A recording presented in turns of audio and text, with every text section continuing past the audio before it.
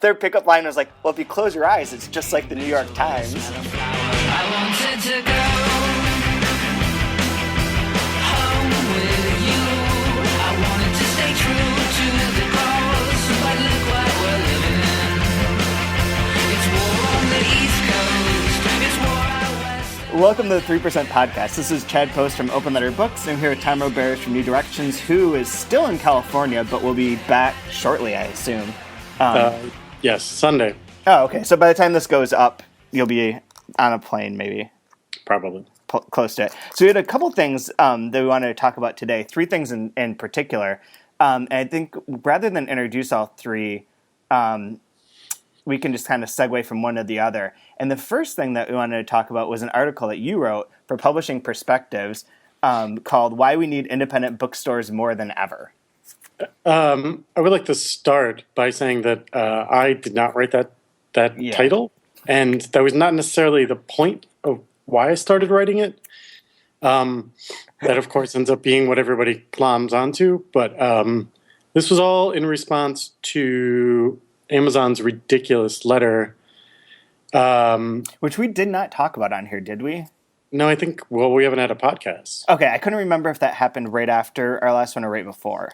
I think it was right after. Okay. And this is on the readersunited.com website. And it's the one everyone may remember there was a lot of noise about how Amazon had the gall to evoke, of all people, George Orwell when talking about how, ebooks are the wave of the future and we shouldn't... we should welcome them with open arms and not be a bunch of Luddites who think that, print books are the only things that we can have. And they evoked George Orwell, who, speaking ironically, said that if publishers had any sense, they would combine against them and suppress them, talking about Penguin's paperbacks, which were introduced, way back when, and were 20 cents instead of $2.50 and blah, blah, blah. And it was a big deal. It revolutionized publishing, definitely.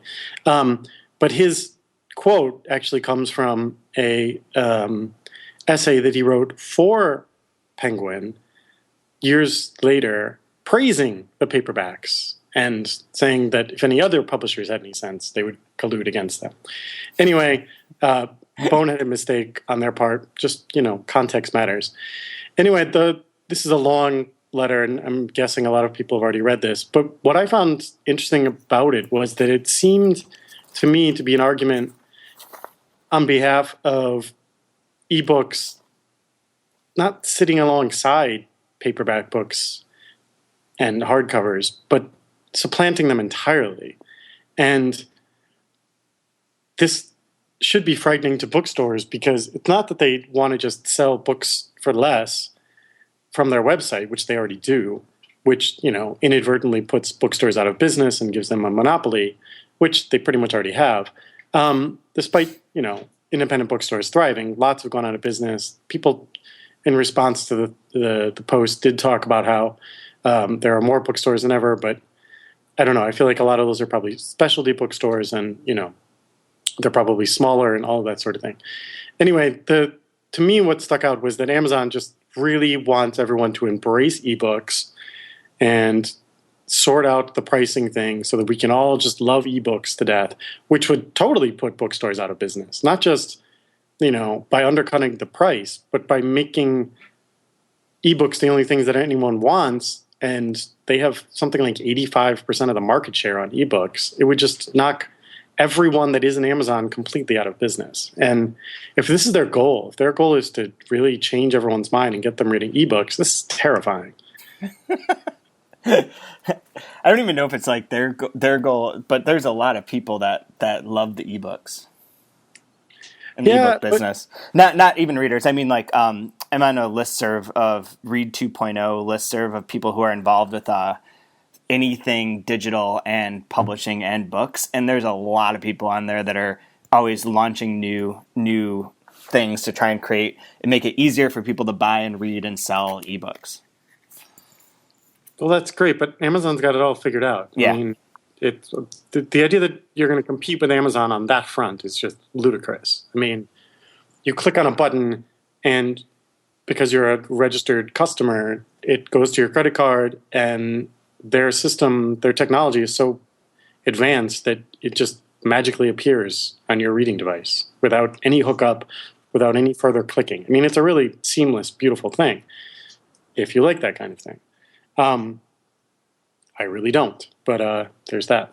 Anyway, so yeah, I talk a little bit about, what bookstores represent for us, and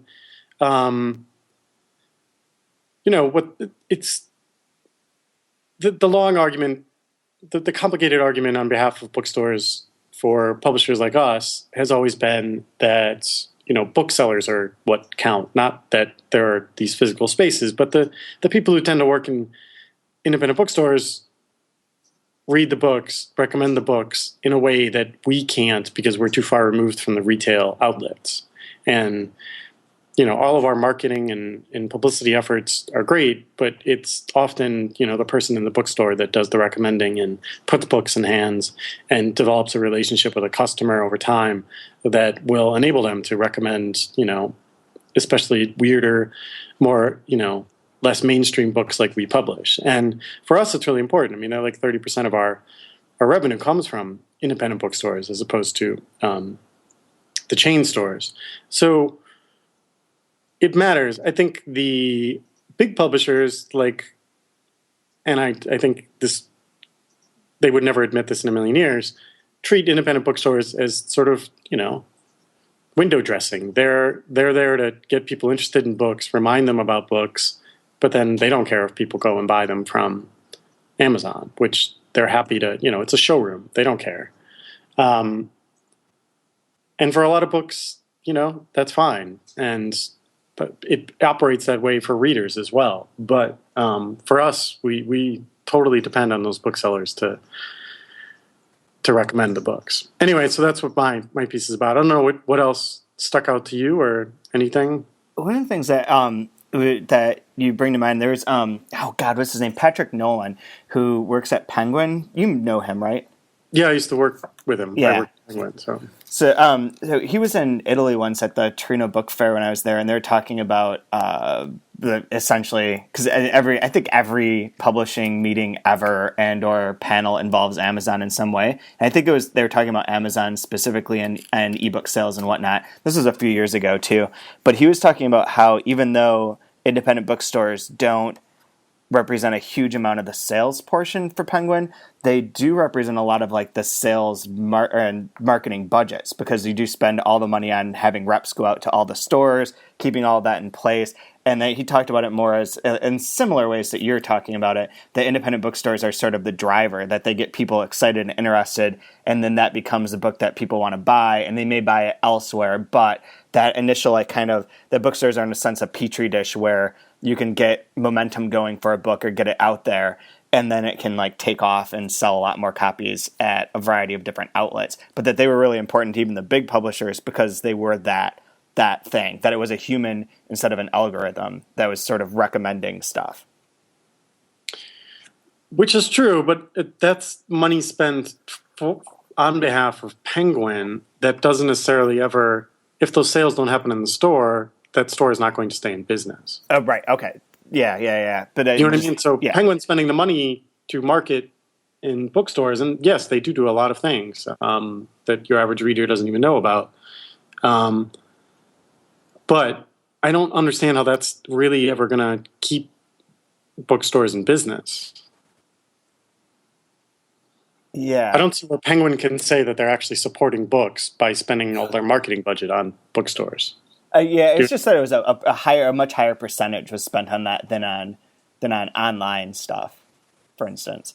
But yeah, there's right. I don't know that there is a way that Penguin could help keep the bookstores in business. I mean, I think there's a lot of problems, and this is where sort of a segue, I guess, into this, and maybe this will eliminate things a bit. But I don't know that there's an easy way to keep for publishers to help bookstores survive without changing the reading interests of the people or the reading habits of people and customers in general. So if okay, bear with me for a second, and this might be complete bullshit and totally trite, but I'm going to go with it anyways for a second. So, from various studies, like from the NEA and elsewhere, we know that not very many people buy books, right? Like, people do a lot of other shit, but they don't buy a lot of books. There's probably like I think it was half of Americans have bought more than 2 books in the past year. And then there's like the group of people, whatever percentage of that there is, that are more like us, or the people that are work in bookstores, go to bookstores and all that, that are actual, like have books in their life at all moments in time. Like I was thinking about this last night in the sense that like no matter where I am, like there's always a book there. And I don't think that that's the case for like millions and millions of Americans. Like I think that they don't, that's just not that's never been part of their life. Like their life is other things, is TV, is going to sporting events, is playing games on your phone, whatever it might be, but it's not necessarily having their book there. But that the bookstores and the bookstore kind of aspect of things was very, very much appeals to our group of readers, which is pretty diverse. I don't mean it just as like literary readers, but the people who just like books and have books as being part of their life. So we're the people that like to go into bookstores and support them. Now, these people are willing to pay, in my mind, because I think one of the big problems that you're talking about with the Amazon letter is all premised around price. Like they're all about making prices lower, getting ebooks that are cheaper so that more people will buy the ebooks so that authors will get more money. And that way, everyone makes more money. The publishers make more money. Amazon makes more money if the prices are cheaper. More people will buy them. And I think that may be true in certain instances, especially when you're talking about that group of people who aren't part of this book culture world. Like the whatever millions of people, like let's say just use numbers here, they're random, but like 10 million of us that love books and have books in their life at all moments in time. There's like 100 million who are going to buy 50 Shades of Grey, or whatever the equivalent of that is, because they hear about it. They don't. Their reason that they might buy something is going to become sort of like why you buy food at a grocery store, one grocery store instead of another, because it has a coupon or it's cheaper or whatever, because it's just a product. It's not an experience anymore. Does that make sense? Yes. Okay, so the thing I was thinking about last night and after we talked about this a bit on email was like, why do those of us that like to go into bookstores like to go into bookstores? I had mentioned this book, Reluctant Capitalist, that's by Laura Miller, that I use in my class to give people a history of like book selling. And she did a lot of like surveys and customer stuff when she was writing this about the way that bookstores evolved over the past 100 years, and the way that there's like kind of an internal conflict among book selling people between having to be like sort of business people first, and that books are partially just a commodity. They're being sold. Like you say, you got to keep the bookstore in business. They have to be sold to make a profit so they don't go out of business next week, right? And at the same time, a lot of bookstores have this kind of opposite feeling that books are a special category, that they're not like toothpaste, that you shouldn't buy book X. You shouldn't buy the new Thomas Pynchon book from Amazon because it's cheaper, but buy it from the bookstore because you're supporting something larger than just a product, right?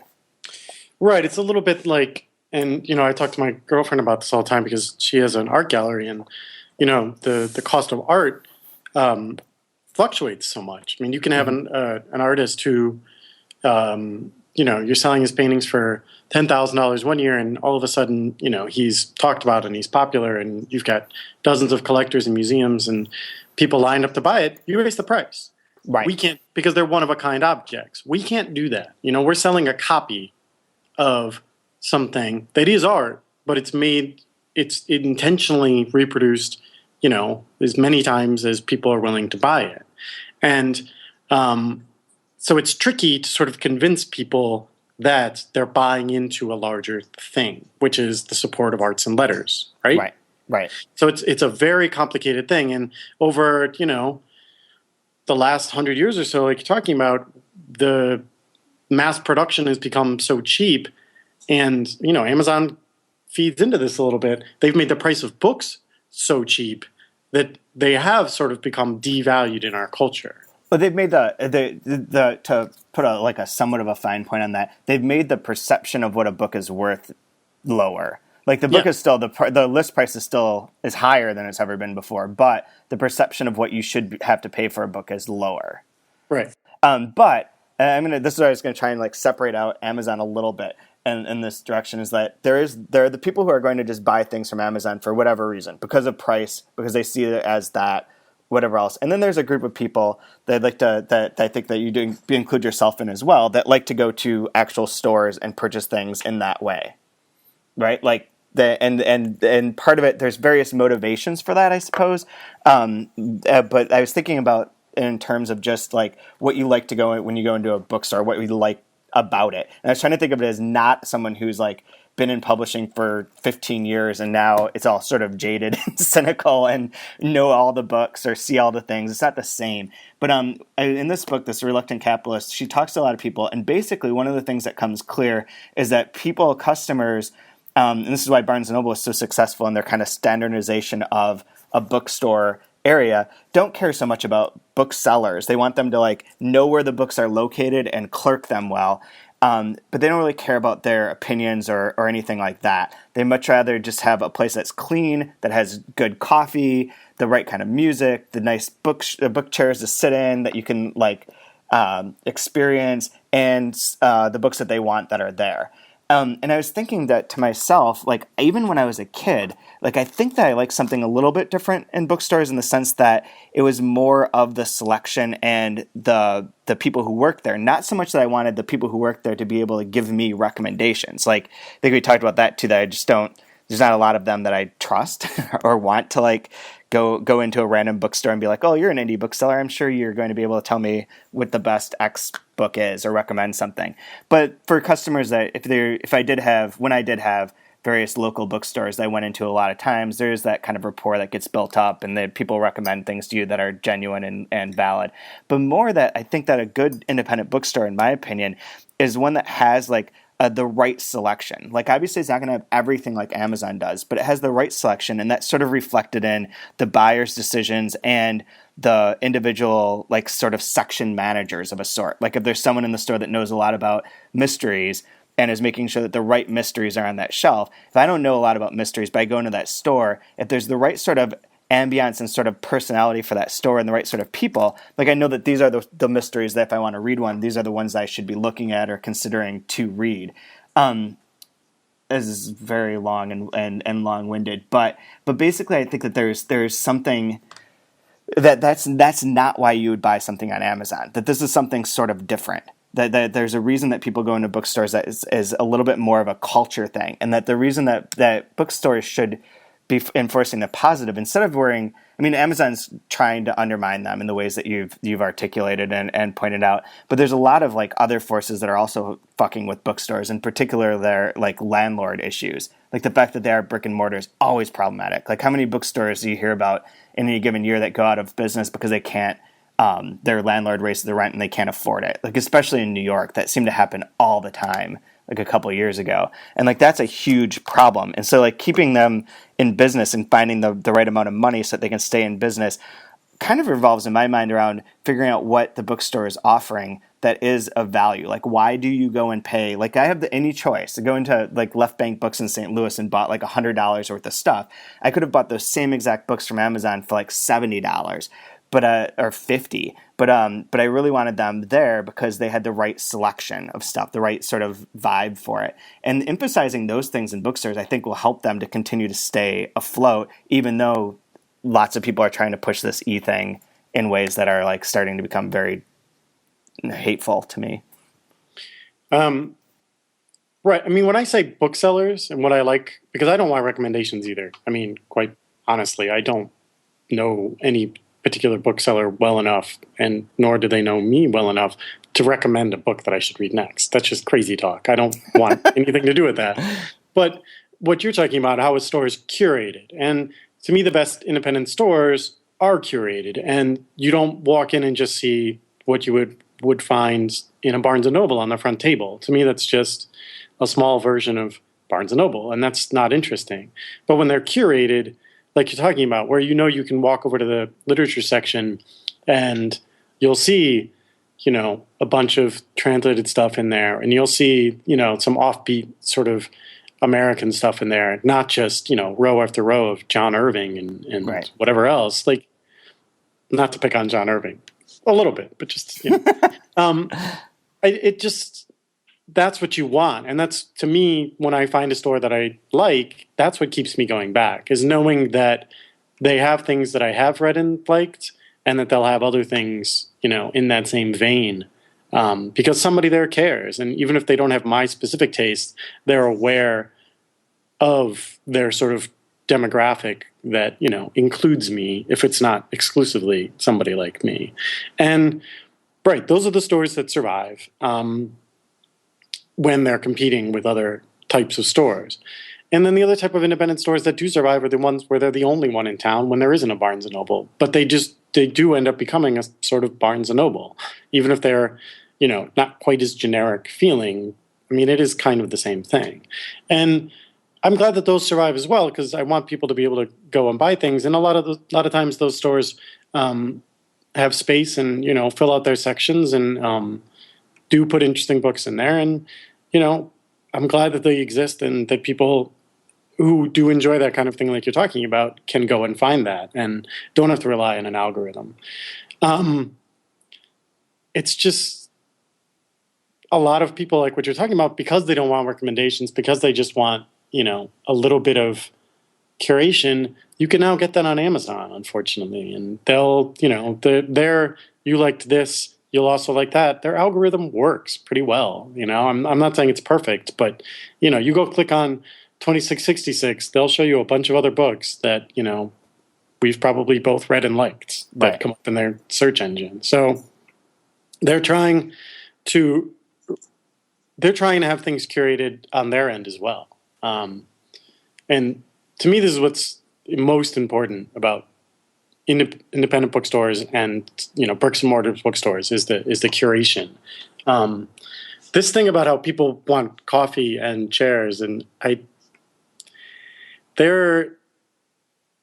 that's an issue. I don't even know where to begin with that. I mean, I think it's like it's not dissimilar from consumer attitudes towards other product stores. So like if you go into what's a clothing store, Banana Republic, like you don't want the Banana Republic person you're just going in there to buy jeans or a shirt or whatever it is, right? And I think that people's attitudes towards that have developed over the past X number of years thanks to like different shopping techniques and studies and information and how people like to buy and spend their money, that they're just sort of accustomed to that. That's where Barnes & Noble, like their strength is in a sense, is that they don't have intelligent booksellers for the most part. They just have people who clerk things. That's not true of all of them, because there are a lot of smart people who work at Barnes & Noble, don't get me wrong. But like the atmosphere when you go into the store is essentially like, go find what you want, bring it up to the counter, and we'll check you out. Whereas an independent bookstore has more of that kind of old school vibe of like, this person might interfere in some way or talk to me. They're going to tell me things. They've read things. Like, I'd rather just look at my phone and not have to deal with this. Because I think that's kind of like a not everyone, but like a certain sort of consumer attitude. And I think that's where like the comfort and the coffee and the jazz music and all that sort of plays into it. That that's the atmosphere that they want out of their shopping experience. It's super weird to me, but it's weird. I mean, I don't weird. want people talking to me when I'm shopping for anything. I mean, if I walk into a bookstore and they say, "Can I help you find anything?" I always say no, even if I have no idea where I'm going. I just don't want to. It's just a different, to me, it's. I'd rather experience things on my own. I don't want it through their filter, if you will. I'd rather. I mean, I'm happy to engage with the space and the physical objects, and the surroundings myself. I don't want to be guided through it. Right. That makes sense. There's two other things I was going to say before we move on. But the one was that when I was thinking about this, trying to think about when I was a kid and would go into bookstores or like in college or whatever. And part of like the thing that was important at that point in time was that going in, I'd check like my favorite authors all the time, or authors I had some interest in, to see if they had other books by these authors that I didn't already own, which nowadays that's not. I don't feel like that happens, because you can just Google it and figure out what books exist. But back then, like, say with like Julio Cortázar, like I didn't know which books of his had been translated or published, or like when they might be, if there might be a new one or not. Like none of that made any sense, right? So like going into the bookstores is really exciting, because you might find something that you otherwise would never have known about. Or there could be a new book by whomever it is. Think of a more contemporary author that you might not have heard about, because there wasn't like an easy way to get that information, I suppose. But the other thing I was going to say is I like booksellers that like they know things. They know a very specific set of information and skills and knowledge about books that even if they're not helping you specifically to find a book, the way that they set up things, the things that they're highlighting, the way that they're like maneuvering it, they are sort of like crafting and giving people chance to like encounter different titles and to learn certain things. And I really want independent bookstores to take your title that you didn't come up with. Why we need them more than ever is essentially because I think we need those people to exist in society. I really want those people to continue to have a place and have enough money to survive instead of just like going away. I don't want booksellers to not be around in the world. No, and I completely agree. And the underlying thing I think about all of this that Amazon is doing, and whether or not they're trying to drive bookstores out of business through undercutting or through ebooks or whatever, is this idea that we're going to cut out this segment of, the book world, which is people who are readers and who sell them and who talk about them in non-academic ways. And sort of act as a bridge between, publishers and writers and readers, right? I mean, that's what they do the vast majority of the time, is they're that bridge, right? Yes, they host events and they actually serve as a venue to present writers to the world and that sort of thing. And that's, important as well. But most of the time, the author is not there and the publisher is not there to talk about their books. It's the bookseller and the customer.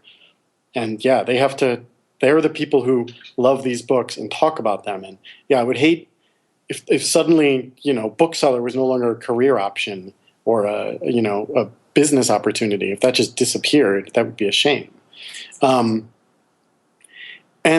it's really frustrating that Amazon thinks that, they're upholding this idea of arts and letters by eliminating bookstores and eliminating publishers, because they would really just rather everyone just self-publish through their website.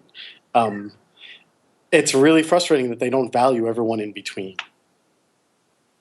And they think all these things are just going to continue to be produced and sold, and that it makes everyone happier because customers are spending less money, but writers are making more money. It's just, it really ignores, a lot of why people even buy books in the first place. So this is a perfect segue into our third thing, in the sense that Amazon, the one way that I'd love for the world to function, so everything's about pots of money that have to be split up between different groups of people. Expanding the pot for book buying is pretty hard to do. Like, the amount of money spent on literature isn't going to change drastically in the next 5 years, right? Certain people might think it will through cheaper ebooks, more people buy them, whatever. But fuck that. Like, generally speaking, like, it's not huge and it's not going to get a lot bigger. But if there's a way that like the bookstore environment with the people that their ecosystem could survive and could function in this way that's adding value, that's doing things for people who are into the book world in that way. And Amazon's doing its thing where it's reaching a lot more readers who otherwise wouldn't have access to books, which is like the value part of that. Especially like you can always use Rochester as an example, is that we have the worst Barnes & Noble in the world, and that's it. But they're providing access to more people to books that they wouldn't otherwise be able to get. That's a good thing. But they're serving a different customer base in some sense. Like, they're taking their chunk of the pie and doing that. The bookstores can survive if they could off of their ecosystem, and everyone could be perfectly happy with the profits they're making. That would be ideal. The fact that anyone's trying to, like, whenever people start to try and get more, everything gets confused. And the one people that part of this we haven't talked about exactly is the authors, which brings us to Julian Goff's thing with his Litcoin Kickstarter to remodel the economics of reading, which you pointed out to me. So you want to sum this thing up? I'm not sure I totally understand exactly what the Litcoin aspect of it is, but I mean, is this any different than what Tao Lin did a few years ago? I don't know. I don't think, did Tao Lin have it on a Kickstarter, or Tao Lin just do it on his own website? I think he just sold like stock. Yeah, he sold stock, and he sold like his name and shit like that, right? Right. Yeah, I don't think it's entirely. I think it's basically like essentially from what I understand and what I remember from reading this, that Julian Goff's writing a new novel. He's an Irish writer. He's writing a new novel that takes place in Las Vegas. He got a certain amount of money to do research in Las Vegas to finish his novel, but he needed to stay there. He wanted to stay there for like 2 weeks to finish writing it and to like do, I assume, like looking at different places, stuff like that, whatever. But he couldn't afford that. So he started a Kickstarter where if you gave him money, I think he was asking for $1,500 so that he could spend the week in Las Vegas. And if you donated money, you donate like $50, you would get, no, for $25, you get a coffee or whiskey stained postcard from him. For $50, it'll feature lipstick. For $100, the postcard will have a bullet hole in it. And for $500, it'll be written in his own blood. In the end, people funded this Kickstarter through whenever this article came out on the 19th. The total is already at $7,300. So 4 times as much money as he needed, right? Or that he was asking for. Yes. So yes. It's pretty significant. 5 times. But that's like huge, and I don't think it's anything that different from what Tal Lin's doing. But I think the basic core idea that the article goes on to talk about how the Swiss think tank contacted him about this idea was that that you could support writers directly, and that it would not go through, that a writer's livelihood could be dependent upon individuals giving little bits of money to allow them to do projects instead of their income relying solely upon producing a product over X number of years that a publisher will take a cut from, that the distributors, booksellers, all the people, agents, they take all their cuts and then you get your money as the author, that there's also like a direct funding method that might be able to help out certain people. Yeah, I mean, all of this is with the caveat that I don't particularly like Kickstarter or any crowdsourced sort of thing. I think it's all kind of bizarre. Except for the Ice Bucket Challenge, which I'm sure you're way into. Yeah, really. As an aside, this was like 3 days ago, but somebody from Deadspin pointed out that their Ice Bucket failure video compilation. Awesome. Awesomest thing ever.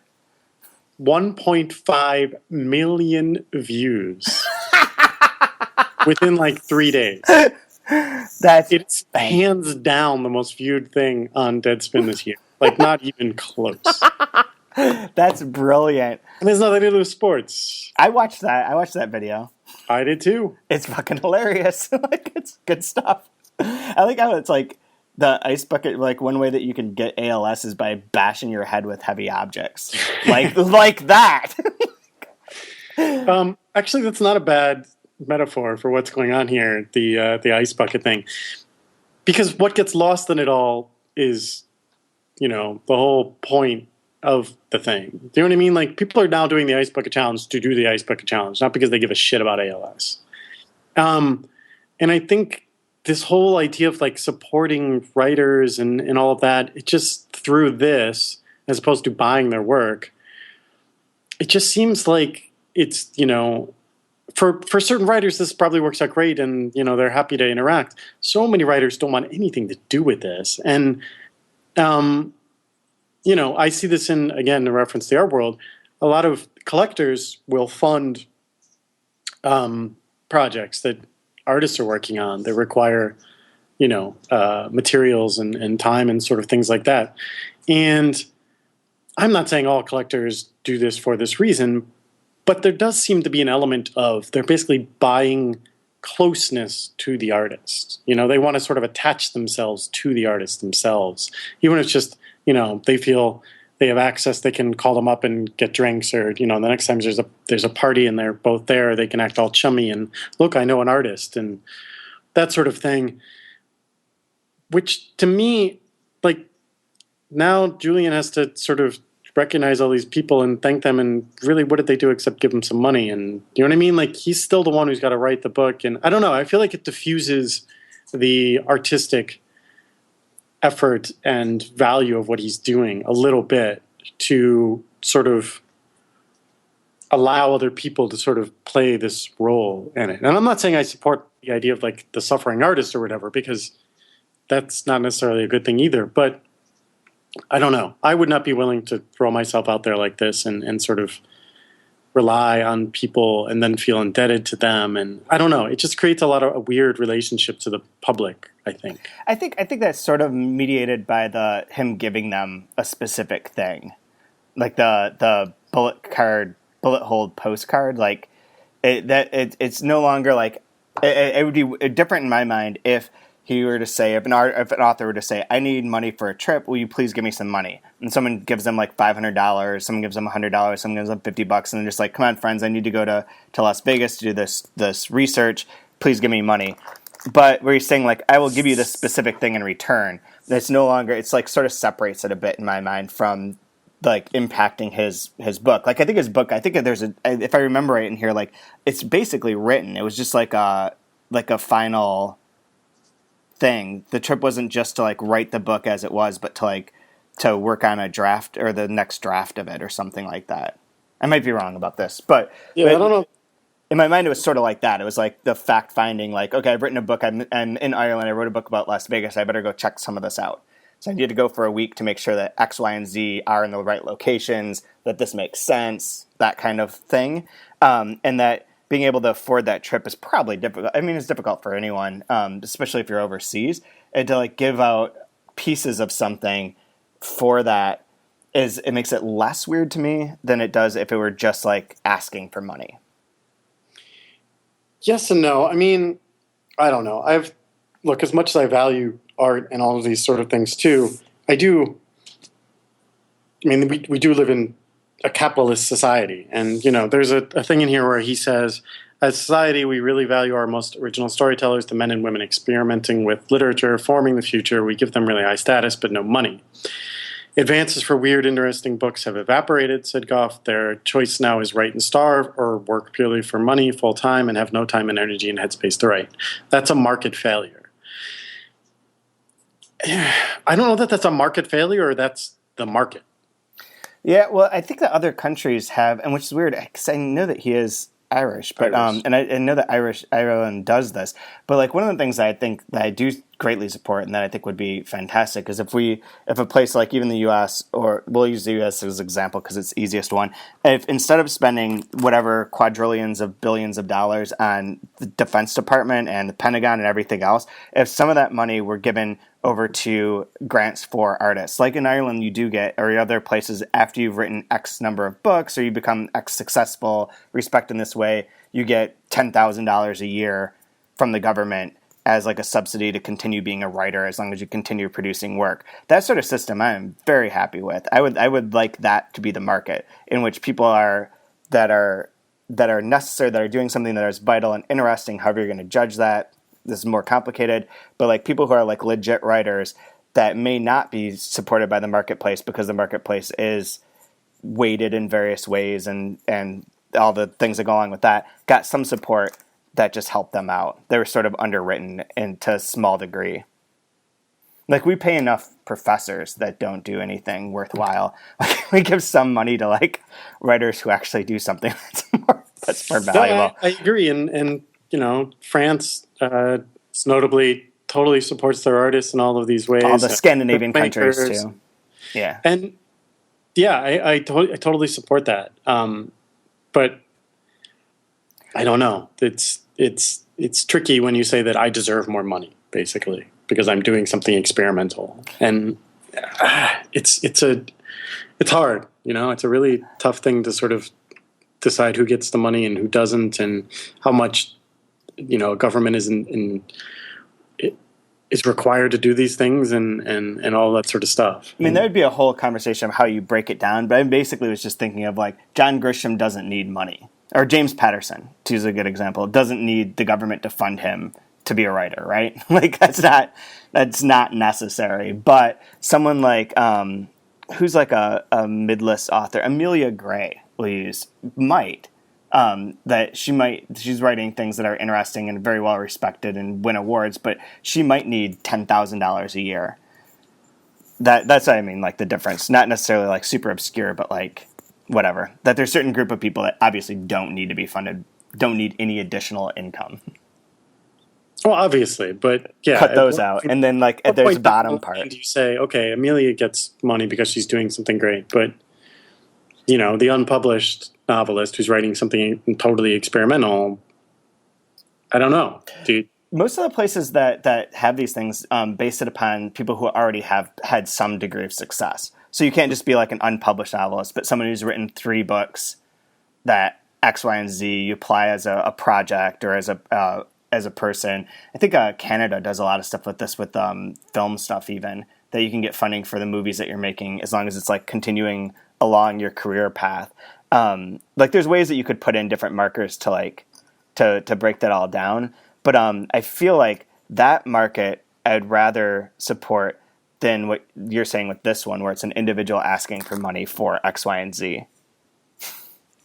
Yeah, and I would too. And unfortunately, I think what he's doing sort of undermines the goal of having society do those kinds of things. He's just circumventing the whole thing, and no one's now anyone in Ireland who thought that maybe they would try to put a bill forward or something like that to increase grants for writers or whatever. Just gonna be like, oh well, let them crowdsource it, and we can cut what we've already spent and all of that. That might have been better if I'd done that in an Irish accent, but I can't do Irish accents. I don't do accents. So the one on a side note related to that, we've been watching the Simpsons marathon off and on because I've introduced my kids now to the Simpsons, which is pretty fantastic thing to do, I think. But there's always jokes about the Irish. There's innumerable jokes about the Irish in the Simpsons, which I had forgotten about. And the Scots, I believe. Yeah, and the Scots because is Scottish, right? Yep. Yeah, I haven't really watched any TV, so yeah, I'm aware of the Simpsons marathon happening, but have not partaken. It's pretty entertaining. I mean, it's good. It's just entertaining to be like, okay, you're going to turn on the TV at any moment in time, and there'll be a funny Simpsons episode to watch. Right. Anyway, we could debate the yeah, all of these issues about funding writers and how that gets done for a lifetime, and the debate will go on forever, I'm sure. And it requires so much more detail. Yeah, but anyway, so let's rant and rave. You want to go first or second? I'll go second. I need to find what I need to rant about. Okay, I will rave. My rave is like a second level sort of raving. Yesterday on the LAist, is that how you're supposed to pronounce that? What? The LAist, like that website for I guess so. I don't know how else you would pronounce it. I don't either, but it sounds stupid. Anyways, they had a thing that they're talking. This woman is putting together the first ever like Hello Kitty exhibit. What do they even call it? Like convention that's going to be taking place in Los Angeles. And she wrote to, and everyone knows who Hello Kitty is. It's been around forever, right? It's a cat. Well, apparently this woman, Christine Yano, wrote to Sanrio, the Japanese producer of Hello Kitty and all related Hello Kitty merchandise, about all the stuff she was doing for the convention, and they made one correction. The correction they made, and I'm just going to read this, is Hello Kitty is not a cat. She's a cartoon character. She is a little girl. She is a friend, but she is not a cat. She's never depicted on all fours. She walks and sits like a two-legged creature. She does have a pet cat of her own, however, and it's called Charmy Kitty. Then goes on to explain that the Hello Kitty also has like this huge, long backstory. She's the daughter, her name is Kitty White. She's the daughter of parents George and Mary White, has a twin sister, and is stuck in time as a third grader, and lives outside of London. She also has a horoscope sign. She's a Scorpio.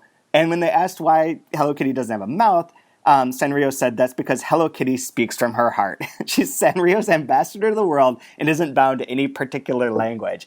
And I find this amazing that after 40 years of Hello Kitty movies and gadgets and everything, that pure like Hello Kitty, like whatever, taking over of the world, this is the first time anyone's pointed out that it's not a cat.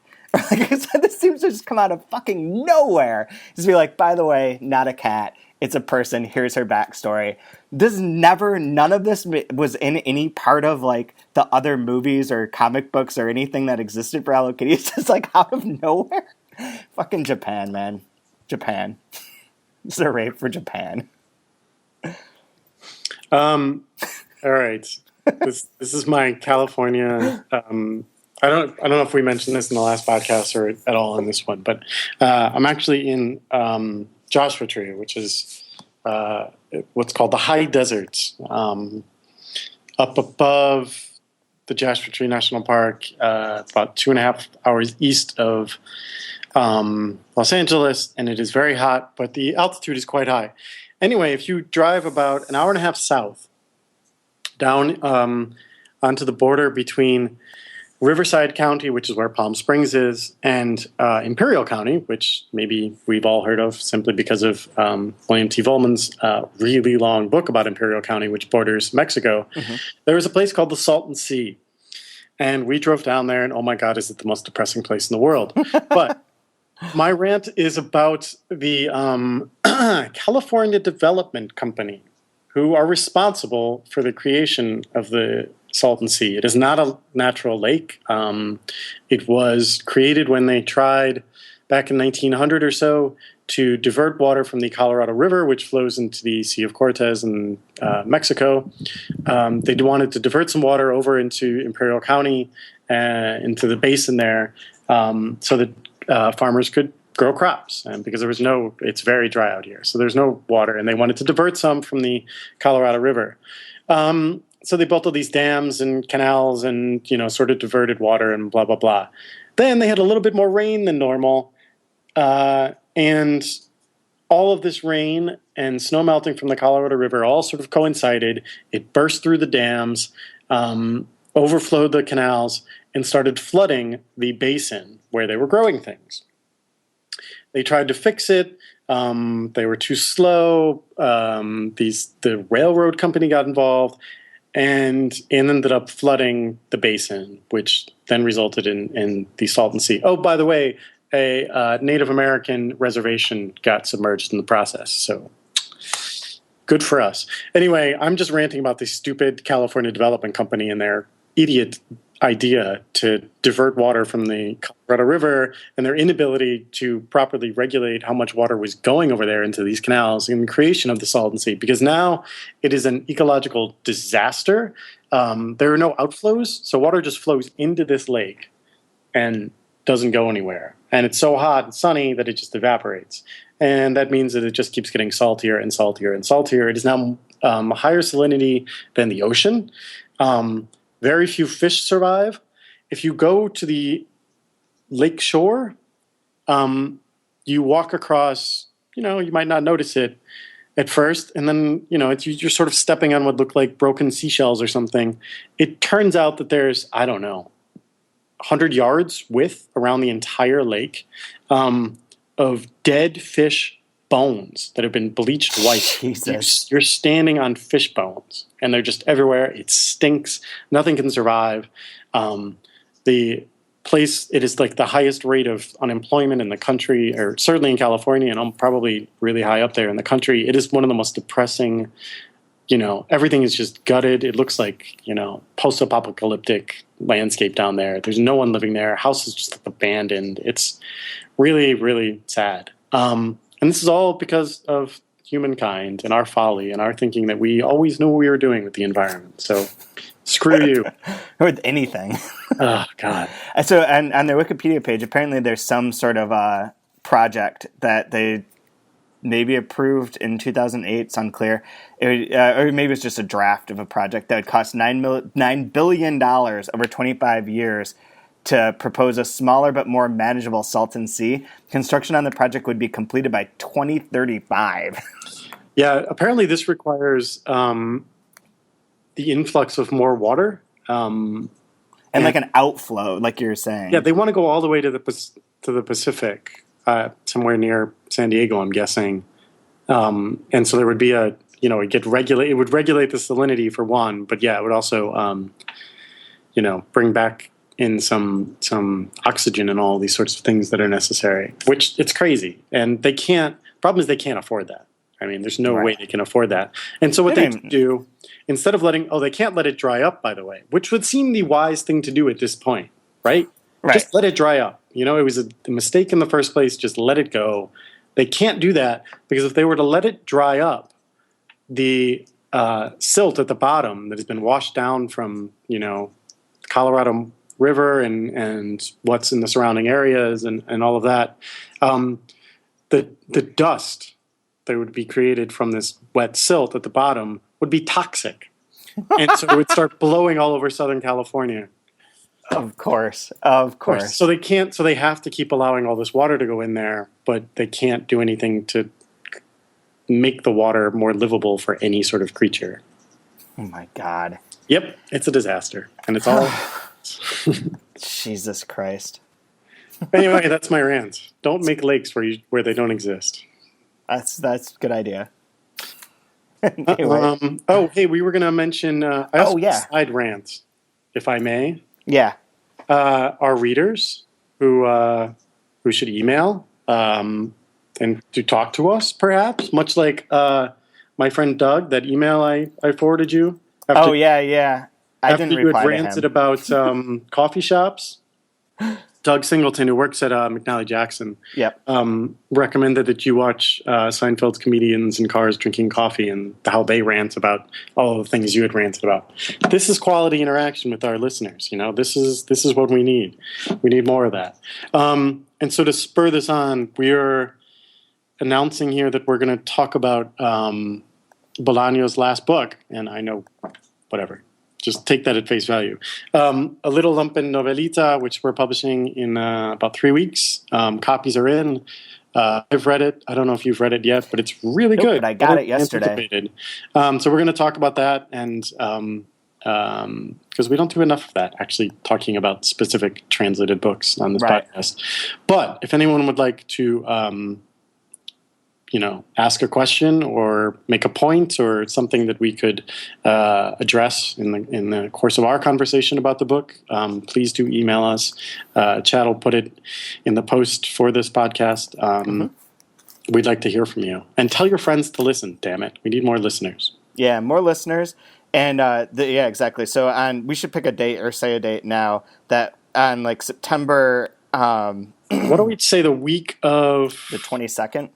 Yes, because the book officially goes on sale the 16th. So by then it'll be everywhere and whatever. And people, but if you get us your questions by Tuesday, the 23rd of September, any questions, comments, thoughts about Bolaño, about this particular book, about the translation, about anything you want, send them to 3percentpodcast@gmail.com. And that's 3percentpodcast, one word, all spelled out, no numerals. And we can read them on air, on pod. Or make fun of you mercilessly. Or that too. No, I make fun of anyone. We're always nice to everyone. It's true. You haven't made fun of entire states in quite a while. I know. What the shit? No, there was something I saw when I was in St. Louis where there was like something on like CNN where they're like talking about someone who did something crazy, and it's like, God, that has to be from fucking Florida. And of course, it was like, and this took place in Miami, Florida. It's like, yes. Glad that Florida continues with their shitholiness. Florida man, yes. Yeah, there's nothing there. Although being in St. Louis, there's like massive riots and cops shooting everyone, basically made pretty difficult to make fun of any other state. This is true. But anyway, yep. So do that. We'll read the Bolaño book, and maybe we can do that more often too. Yes, or book things. That'll be fun. I would like to do it for the new Dennis Johnson, which you need to get a hold of and read, because I don't know if you liked The Tree of Smoke, but I haven't read his recent books at all. I read the one from the first one, Jesus' Son. I liked it just fine, and then I just never read anything by him again. Wow. Yep. Yeah, you should read some Dennis Johnson. He's really great. Anyway, maybe we could do it for The Laughing Monsters. It comes out in November. It's really, really, really good. Anyway, so I'll be in New York next time we talk. Sounds good. And I will see you online. And you'll be kicking my ass in fantasy football by that time. We'll have 1 week in which I will have lost. This is essentially what's going to happen. All right. Okay, I'll talk to you later. Bye.